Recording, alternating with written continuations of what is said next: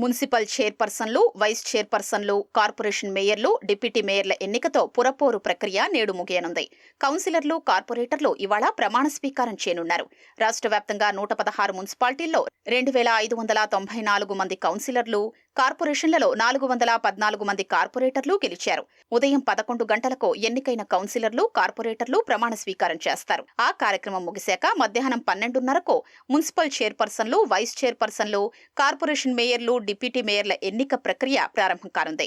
ఎన్నిక నిర్వహించేందుకు కౌన్సిలర్లు, కార్పొరేటర్లలో కనీసం సగం మంది ఉంటేనే కోరంగా పరిగణిస్తారు. ఒకవేళ కోరం లేకపోతే గంటపాటు వేచి చూసి చైర్పర్సన్, మేయర్ ఎన్నిక రేపటికి వాయిదా వేస్తారు. రేపు కోరం లేకపోతే రాష్ట్ర ఎన్నికల సంఘానికి నివేదిస్తారు.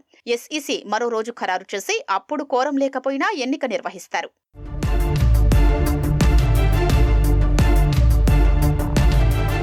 రిజర్వేషన్ల ప్రకారం చైర్పర్సన్లు, మేయర్లను ఎన్నుకుంటారు. వైస్ చైర్పర్సన్, డిప్యూటీ మేయర్లకు రిజర్వేషన్లు వర్తించవు. ఎన్నికలు జరిగిన 116 మున్సిపాలిటీల చైర్పర్సన్లలో ఎస్సీ 9, ఎస్సీ మహిళకు 8, ఎస్టీ 3, ఎస్టీ మహిళ 2, బీసీ 18, బీసీ మహిళ 18, జనరల్ స్థానాలు 27, జనరల్ మహిళలకు 31 కేటాయించారు.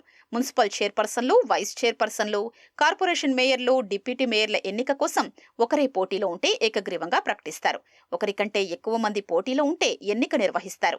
ముందుగా చైర్పర్సన్, మేయర్, ఆ తర్వాత వైస్ చైర్పర్సన్, డిప్యూటీ ఎన్నిక నిర్వహిస్తారు. ఏదైనా కారణంతో చైర్పర్సన్, మేయర్ ఎన్నిక నిర్వహించలేకపోతే వైస్ చైర్పర్సన్, డిప్యూటీ మేయర్ ఎన్నిక వాయిదా వేస్తారు. కౌన్సిలర్లు లేదా కార్పొరేటర్లు చేయి ఎత్తి ఓటు వెయ్యాలి. ఎమ్మెల్యే, ఎమ్మెల్సీ, లోక్సభ, రాజ్యసభ సభ్యులకు ఎక్స్-అఫిషియో సభ్యులుగా ఓటు హక్కు ఉంటుంది. కౌన్సిలర్లు లేదా కార్పొరేటర్లతో పాటు ఎక్స్-అఫిషియో సభ్యులు ఓటు వేసిన తర్వాత సమానంగా వస్తే లాటరీ ద్వారా విజేతను ప్రకటిస్తారు. ఒక్కో అభ్యర్థి పేరు 5 పేపర్లపై రాసి అన్నీ కలిపేసి స్థానిక ఎన్నికల అధికారి లాటరీ తీస్తారు.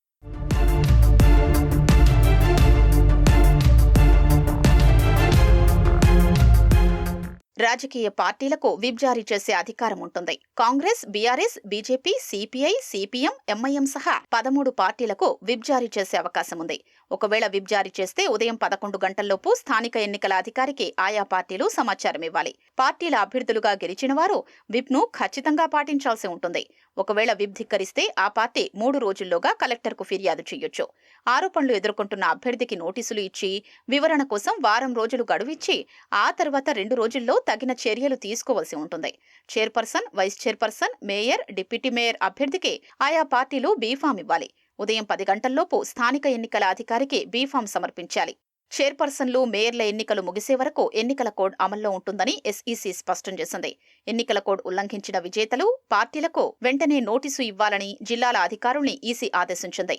కోడ్ ఉల్లంఘిస్తే అభ్యర్థులు ఇచ్చిన డిక్లరేషన్, ఎన్నికల నిబంధనల మేరకు విజేతలపై చర్యలు తీసుకోవాలని స్పష్టం చేసింది. ఎప్పటికప్పుడు నివేదికలు పంపించాలని తెలిపింది.